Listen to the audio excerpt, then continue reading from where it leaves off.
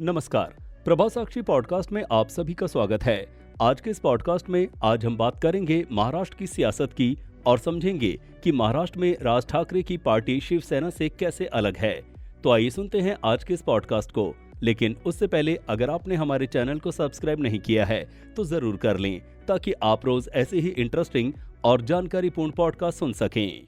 राज ठाकरे का राजनीति में कमबैक इन दिनों खूब सुर्खियों में है। ये कमबैक कोई चुनाव जीतने की वजह से नहीं हुआ है। राज ठाकरे का कमबैक महाराष्ट्र की दूसरी पार्टियों की वजह से हुआ है। जो पार्टियां राज के बयानों पर रिएक्ट तक नहीं करती थी, वो उन्हें भाव न देने की कोशिश में भाव दे रहे हैं। ठाणे में राज ठाकरे ने तलवार लहराई, सनसनी पैदा करने वाले बयान दिए। बदले बदले से सरकार नजर आते हैं। आजकल बदले बदले से अंदाज नजर आते हैं। राज ठाकरे इन दिनों जहां जाते हैं अपना रिकॉर्ड लाउड टोन में बजाते हैं। यूं तो उनकी पार्टी अल्ट्रा नेशनलिस्ट कहलाती है, हिंदुत्व और मराठा क्षेत्रवाद को साथ ले जाती है, मगर उनके सुर में इतनी तुर्की पहली बार देखी जा रही है। 2006 में शिवसेना से बगावत के बाद वो सबको साथ लेकर चलने की बात करते थे। अब ये बदला हुआ तेवर राज साहब के कुछ साथियों को भी रास नहीं आ रहा है। उम्मीद थी कि राज ठाकरे ठाणे की रैली में पिक्चर क्लियर करेंगे, मगर अजान के सामने हनुमान चालीसा की बात करने वाले राज अब खुले में पढ़ी जाने वाली जुमे की सामूहिक नमाज पर भी सवाल उठा रहे हैं। कभी झंडे में था मुसलमानों का हरा रंग। ये वही राज ठाकरे हैं जिनकी पार्टी के झंडे में कभी मुसलमान का एक रंग हरा भी था। पार्टी का मोटो मराठियों की आर्थिक आत्मनिर्भरता था। वो यूपी बिहार के लोगों को मुंबई से भगाने की बात करते थे। अब कि उनका स्टैंड अल्ट्रा हिंदुत्व वाला है, इसमें मराठा क्षेत्रवाद कहीं पीछे छूटा लगता है। राज ठाकरे का लाउड अंदाज, राज ठाकरे का अल्टीमेटम नंबर 1। हमारे भी त्योहार होते हैं, नवरात्रि होती है, 10 दिन के लिए हम समझ सकते हैं, फिर लाउडस्पीकर कम ही लगाना चाहिए। त्योहारों के दौरान हम समझ सकते हैं, लेकिन आप 365 दिन लाउडस्पीकर लगाते हैं। 3 तारीख को ईद है। मेरी राज्य सरकार और गृह विभाग से विनती है, हमें दंगा या कुछ और नहीं करना है। हमारी इच्छा भी नहीं है। महाराष्ट्र के हालात हमें नहीं बिगाड़ना है। आज 12 तारीख है। 12 से 3 मई के बीच में महाराष्ट्र के सभी मौलवियों को बुलाओ, उन्हें बोलो सभी मस्जिदों पर लगे लाउडस्पीकर उतरने चाहिए। राज ठाकरे का अल्टीमेटम नंबर 2। जो मेरा भाषण सुन रहे हैं उन सभी को साक्षी मानकर मैं कहना चाहता हूं कि जिन मुसलमानों को प्रार्थना करना है अपने घर में करें। हर कोई अपना धर्म अपने घर पर रखे, उसे सड़क पर ना लाए। जब त्योहारों का मौका होगा तो हम 10-15 दिन समझ सकते हैं, लेकिन 365 दिन 24 घंटे ये नाटक लफड़ा इसके आगे महाराष्ट्र में नहीं चलेगा। राज ठाकरे का अल्टीमेटम नंबर 3। नरेंद्र मोदी सरकार से यही कहना है कि ये 2 मांगे पूरी करो, देश पर बहुत उपकार होगा। पहला कि इस देश में समान नागरिक संहिता लागू करो। दूसरा, इस देश में जनसंख्या पर नियंत्रण लाया जा सके, ऐसा कानून बनाओ। हमारे पास 1 और आपके पास 5-5। हमें इसकी तकलीफ नहीं है, लेकिन जिस तरह से जनसंख्या बढ़ रही है किसी दिन विस्फोट हो जाएगा। ये कुछ चीजें देश में होना जरूरी है। राज ठाकरे ने क्यों पकड़ी अलग रहा? शिवसैनिक और आम लोग राज ठाकरे में बाल ठाकरे का अक्स, उनकी भाषण शैली और तेवर देखते थे और उन्हें ही बाल ठाकरे का स्वाभाविक दावेदार मानते थे, जबकि उद्धव ठाकरे राजनीति में बहुत दिलचस्पी नहीं लेते थे। राज ठाकरे अपने चाचा बाल ठाकरे की तरह अपनी बेबाक बयानबाजी को लेकर हमेशा चर्चाओं में रहे। स्वभाव से दबंग फायरब्रांड नेता राज ठाकरे की शिवसैनिकों के बीच लोकप्रियता बढ़ती जा रही थी। बाल ठाकरे को बेटे और भतीजे में से किसी एक को चुनना था। बालासाहब ठाकरे के दबाव के चलते उद्धव ठाकरे 2002 में बीएमसी चुनावों के जरिए राजनीति से जुड़े और इसमें बेहतरीन प्रदर्शन के बाद पार्टी में बालासाहब ठाकरे के बाद दूसरे नंबर पर प्रभावी होते चले गए। पार्टी में कई वरिष्ठ नेताओं की अनदेखी करते हुए जब कमान उद्धव ठाकरे को सौंपने के संकेत मिले तो पार्टी से संजय निरुपम जैसे वरिष्ठ नेता ने किनारा कर लिया और कांग्रेस में चले गए। 2005 में नारायण राणे ने भी शिवसेना छोड़ दी और एनसीपी में शामिल हो गए।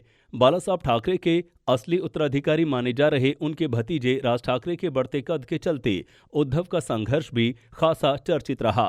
ये संघर्ष 2004 में तब चरम पर पहुंच गया जब उद्धव को शिवसेना की कमान सौंप दी गई, जिसके बाद शिवसेना को सबसे बड़ा झटका लगा जब उनके भतीजे राज ठाकरे ने भी पार्टी छोड़कर अपनी नई पार्टी महाराष्ट्र नवनिर्माण सेना बना ली। राज ठाकरे उसी चाल पर चलना चाहते थे जिस धार पर चलकर बाल ठाकरे ने अपनी उम्र गुजार दी। 27 नवंबर 2005 को राज ठाकरे ने अपने घर के बाहर अपने समर्थकों के सामने घोषणा की, मैं आज से शिवसेना के सभी पदों से इस्तीफा दे रहा हूं।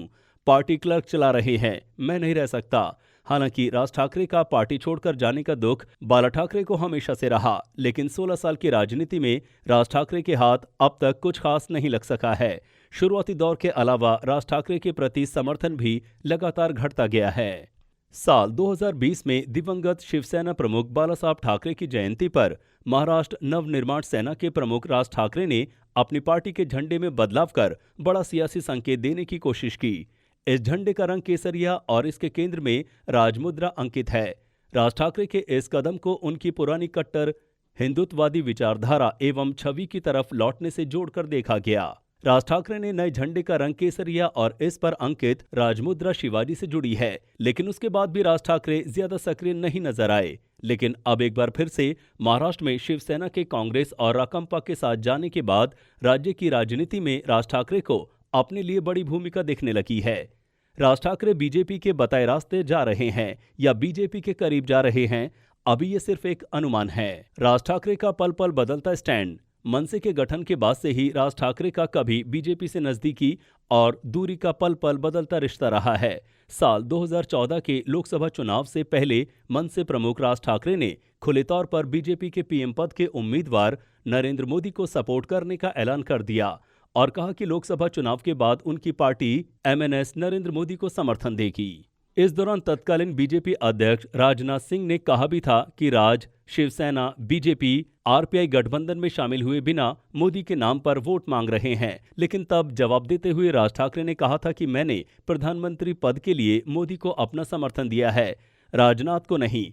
मोदी इस मुद्दे पर चुप हैं, तो फिर आप इसके बारे में क्यों बोल रहे हैं? वक्त बदलता है और मोदी सरकार सत्ता में आती है, पूरे 5 साल का कार्यकाल पूरा करती है, फिर आता है 2019 का लोकसभा चुनाव। लेकिन इस दौरान एक बड़ा बदलाव देखने को मिलता है। पिछले चुनाव में नरेंद्र मोदी को बिन मांगे समर्थन देने वाले राज ठाकरे 2019 आते आते विरोध में खड़े नजर आते हैं। 2019 के आम चुनाव से पहले राज ठाकरे महाराष्ट्र में घूम घूम कर मोदी विरोधी मुहिम चलाते हैं। राज ठाकरे के मंच से स्क्रीन पर मोदी के पुराने भाषण दिखाए जाते हैं और लोगों को ये समझाने की कोशिश होती है कि मोदी कितना झूठ बोलते हैं। तब मुख्यमंत्री रहे देवेंद्र फडणवीस ने तो सीधे सीधे बोल दिया था कि राज ठाकरे बारामती की स्क्रिप्ट पढ़ रहे हैं।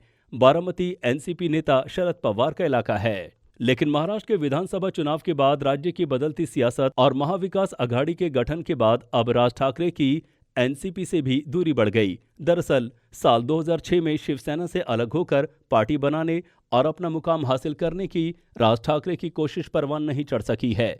वो अभी तक लोगों को ये नहीं समझा पाए हैं कि आखिर उनकी पार्टी शिवसेना से कैसे अलग है। शिवसेना की राजनीति के समर्थक उनसे वैसे ही दूरी बना लेते हैं।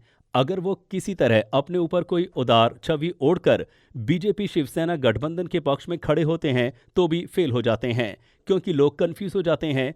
कुछ वैसे ही जैसे बीजेपी से अलग होकर बाबूलाल मरांडी झारखंड में एक बार फिर राजनीतिक तौर पर खड़ा नहीं हो पाए।